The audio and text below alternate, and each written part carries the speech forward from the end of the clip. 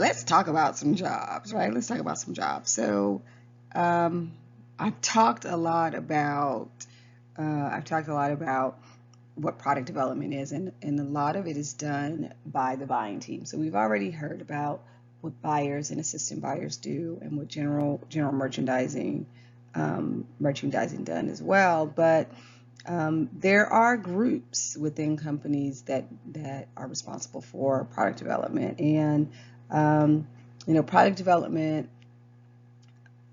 is ultimately a strategic planning position. It's a division that specifies exactly what the company is going to make, market, as well as when it will do this. And the person that's in charge of this process is the director of product development. And after selecting general product categories, the director of product development then has to narrow its focus. So depending on the company, like I said, at Ralph, um, the GMM was on at least on our side, the GMM was responsible, and then we handed things off to the product development team.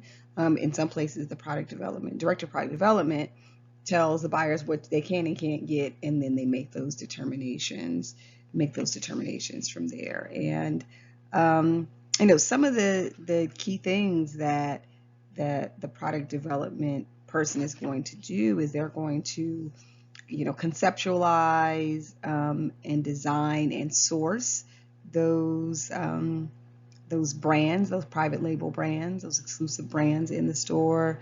They're going to identify emerging trends, like I said, conceptualize those styles, partner with overseas offices, negotiate pricing with global and or domestic vendors, and react to sales performance and analyze consumer trends and anticipate market needs. And all of those things are some of the things that the product development team is the director of product development is going to do. And of course, they have a team of people that are gonna work underneath them, and they will work on the segments, and many times hand those segments off to other people. So of course, they'll work with the staff to build the brand by creating an image for the line, and have people have a clear understanding of what the image is going to be, right? So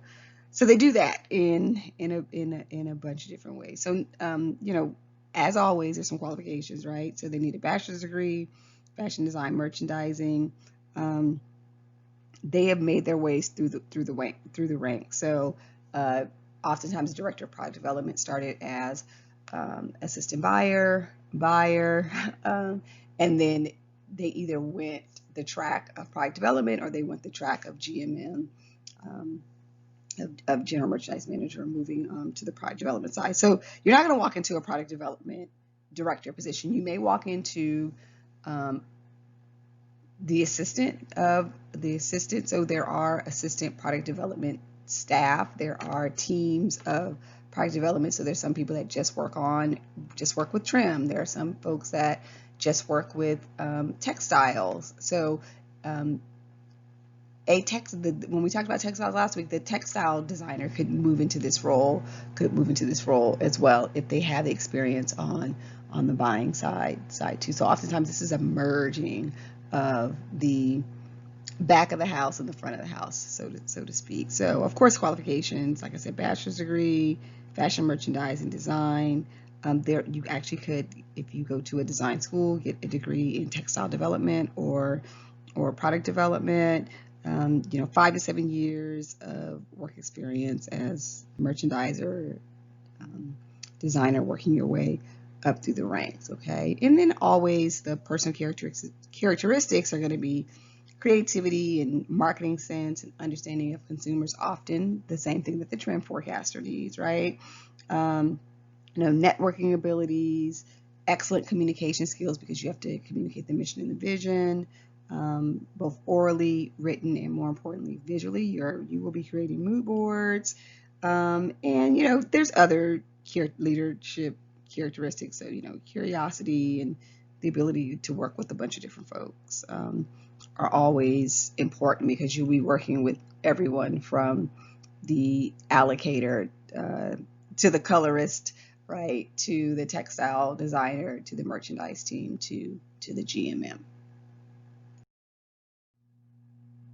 And one of the other careers that goes right along with the product development, director of product development, is actually what's known as a merchandiser. Now, we've seen merchandising before. A merchandiser is different because they are a part of the product development team, and this is one of the, I don't want to say lower level. It's not actually entry level. It's one of the mid level. Actually, that's the best word to use it. This is one of the mid level jobs in product development, and the merchandiser's responsibility. Sometimes they call them merchandiser. Sometimes they call an assistant product developer.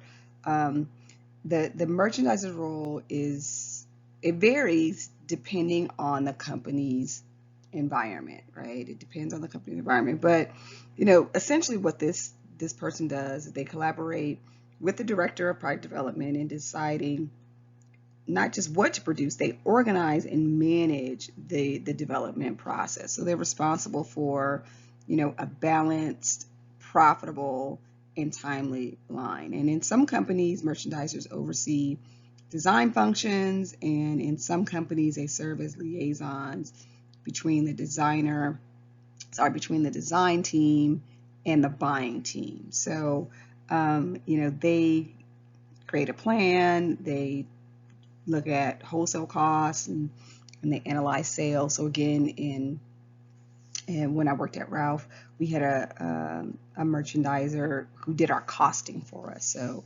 she didn't select trim. We had a different person on the product development team that was just responsible for trim, and that person didn't even select trim. They just showed us what trim was available. All right, and then actually we had a fabric person, a trim person, and a cost person. So they were all merchandising.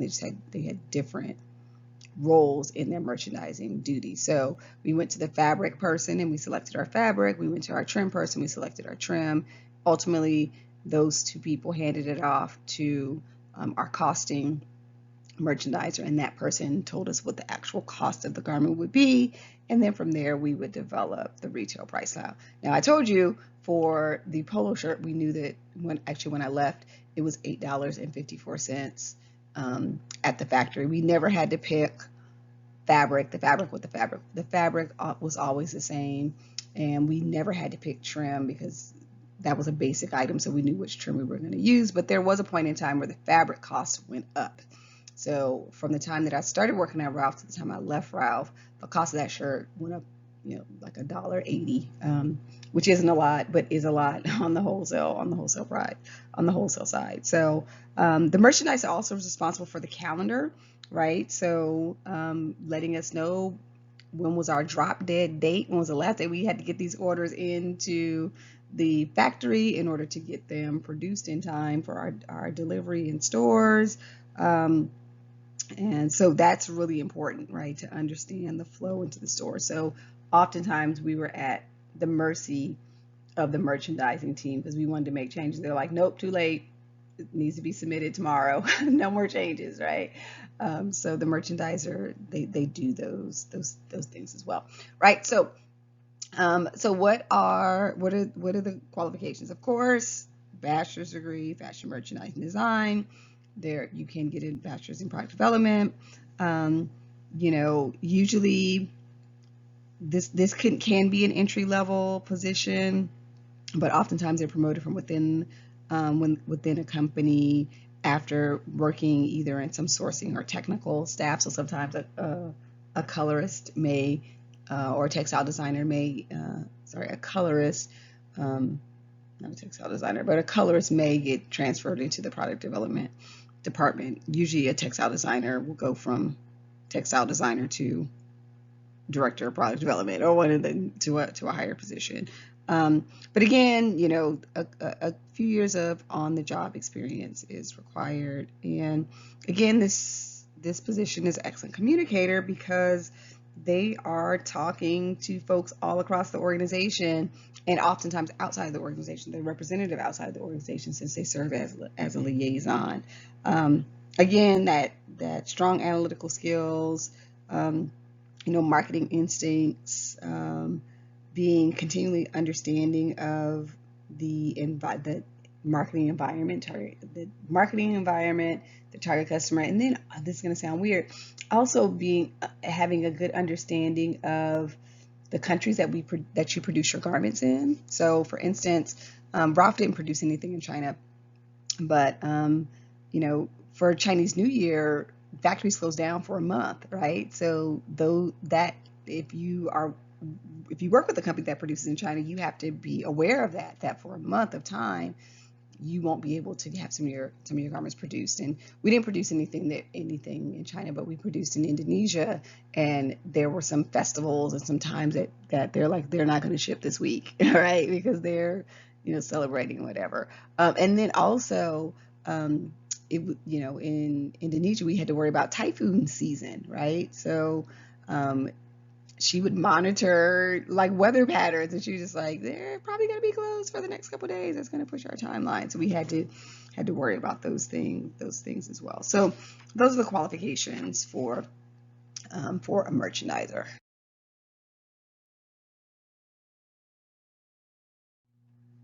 Also on this team is the sourcing staff. So the sourcing staff is responsible for, locating the components of the final garment. I talked about at Ralph, we had in-house textile folk.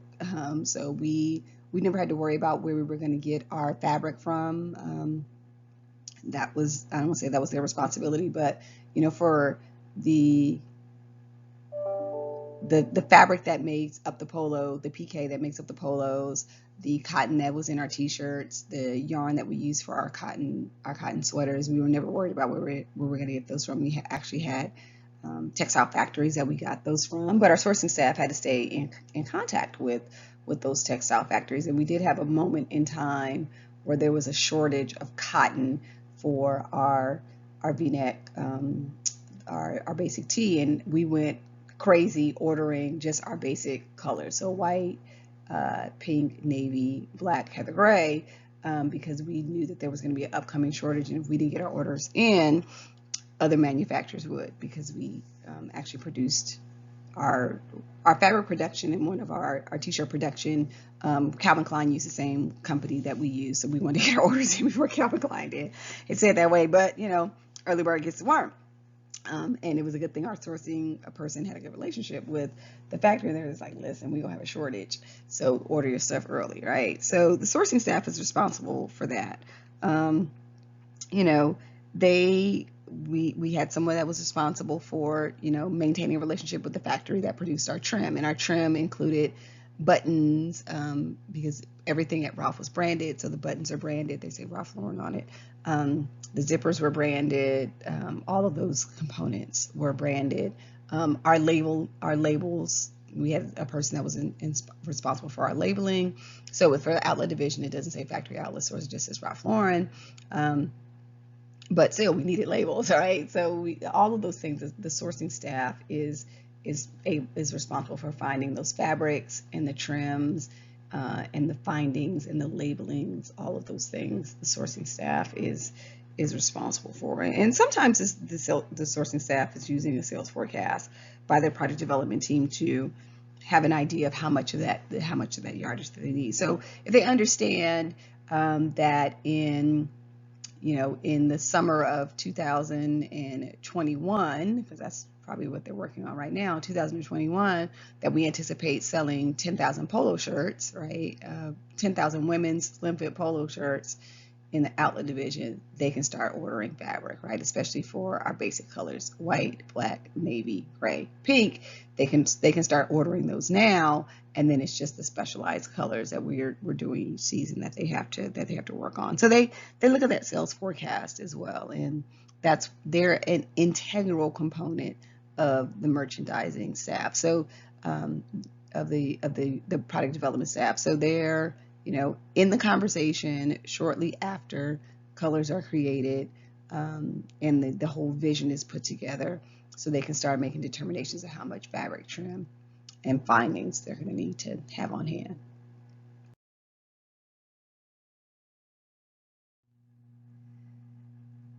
And since we're talking about development, right, we do still need some designers. They're just not the Michael Kors and the Tom Fords of the world. There are still product development designers that work on these, you know, in-house private label brands. So they do everything that a regular product designer will do. They'll create a CAD, they'll lay out specifications for fit, and you know, their process includes, you know, developing the color palette or colorways. Again, they may work in conjunction with the buying team. They will create what is known as a tech pack. So the tech pack will give the actual specifications for the garment. But product, you know, product development designers are just the creator of the product line for the manufacturer or retailer. So it's really important that they work through the regular design process, so the same design process that designers go through. So the conception of a style, its inspiration and theme, the color fabric, you know, the fabric selection, form, and fit. You know, product development designers have to be able to synthesize fashion influences and understand the marketability to fulfill a customer's wants and needs. So if you look at it this way, you know, joggers are everywhere, right? Joggers are everywhere, and you will find joggers at Forever 21. You will find joggers at JCPenney's, and you will find joggers at JCPenney's in the juniors department, in the misses department, and the plus size department, right? You will find joggers at, you know, Lululemon. You will find joggers at Cotton On. You will find joggers at Anthropologie, and they're all different, right? Because the product development designer understands what their customer wants in a jogger and how the jogger should fit. So you know, so slim fit versus generous fit. You will find those all over the place. So you know, the designer's responsible for that. They're again determining style, color, fabric, you know, trend concepts, all silhouettes, right? The designer may repeat a silhouette, right? They may repeat a silhouette throughout a line. Some styles, and they do that because they understand their bestsellers. We're going to talk about that in just a second. You know, and some styles may be completely original, and some styles may be adapted, right? And that adaptation is often known as a carryover. So just updating bestsellers from previous seasons. So again, at Ralph, we always had to have some striped t-shirts in our mix, and we would take a striped t-shirt and just change the colors on it, right? So it may be red, white, and blue for summer, and then for fall it may be rust brown and cream, right? So just adapting the bestsellers. And if something was on fire, like we couldn't keep it on the shelves, we definitely were going to carry that over to the next season. So so the product development designer does everything that a designer would do that wasn't in-house. It's just that they're doing it, and the end use garment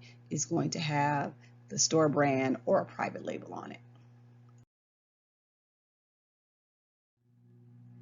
And some other folks on the product development team is the colorist. We've seen the colorist already, right? It's just a textile job. The colorist is just, you know, helps choose the color palette or does the matching to make sure that the color in one part of the line matches the color in another part of the line. So using those Pantone tone color color codes. So they, you know, it's the same job as a tech that is used in the textile side. It's just an in-house colorist.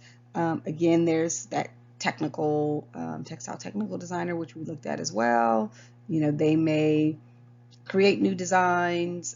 They may color. You know, they may create new textile fabrics, but generally they're print based. So that prints are seen across a couple of different garments and a couple of different fabrics. So you may see a cotton shirt that is striped, and you may see a rayon blend that has a similar stripe, and then you'll see the silky version that has the same stripe as well.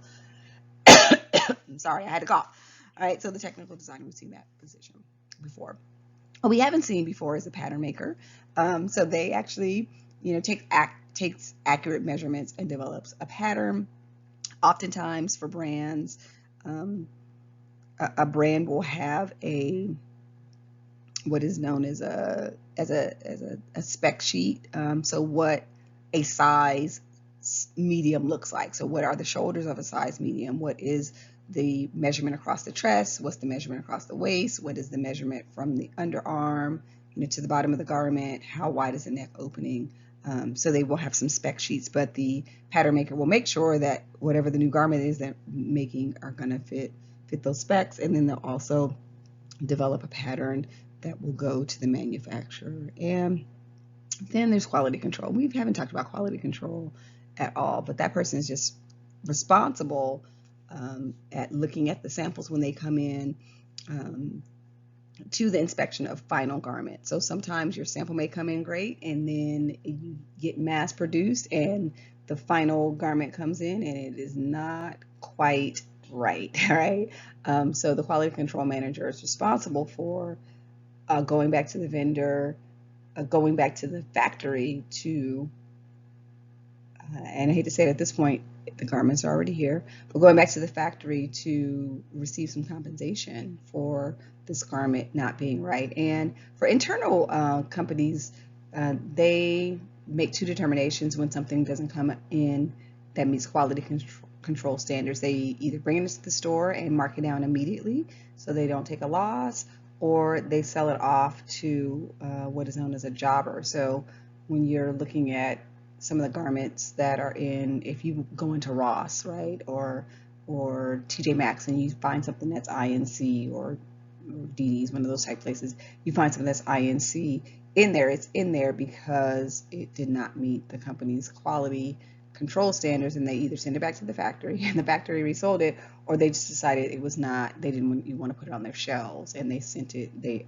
immediately sold it off to a third party. So the quality control person is in charge of those. So again, qualifications for each one of these positions is a degree.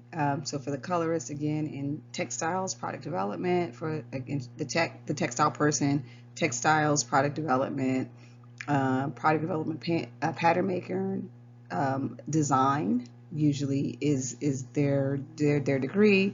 And the quality control manager is interesting because again, this is one of the few degrees that does not require a degree just in fashion. So product development is quality control is not a product development position. Quality control exists all across the world. So there are some principles for quality control that are a little bit different in fashion, but you don't have to have a degree in fashion to work in quality control. But production management would be a good career as well.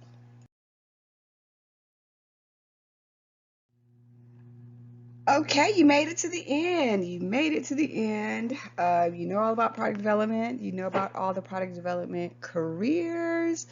And now you are ready to move forward with the module.